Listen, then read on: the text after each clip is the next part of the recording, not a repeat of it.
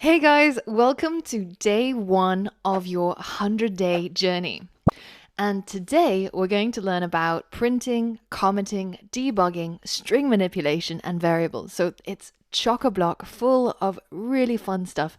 And by the end of today, you will have created a band name generator program. So you can also head over to this web address, band-name-generator-end.appbury.repl.run. Alternatively, if you didn't want to type that whole line of URL in, you could also go to the previous lesson where I showed you where the course resources are, and we've got links to all of these resources where you can just click on it and head over there straight away. So this is the final project of today. And the idea is that, let's say that your friend was starting a new band, a rock band or a classical band, and they're struggling to come up with a good name. So you come into the rescue and send them your band name generator program.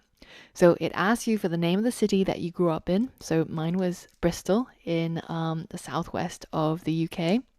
And then it'll ask you what's the name of your pet. I had a pet rabbit when I was younger, and I am probably the least imaginative person, classic programmer personality. So I called my rabbit Rabbit. So now when I hit enter, it's going to give me my band name, and it could be Bristol Rabbit. So that sounds pretty cool. It could be like a rock band. So this is what you're going to make, and in the process, in order to create this, you're going to learn about printing, inputting, commenting, debugging, name errors, syntax errors, string manipulation, variables, and a whole lot more.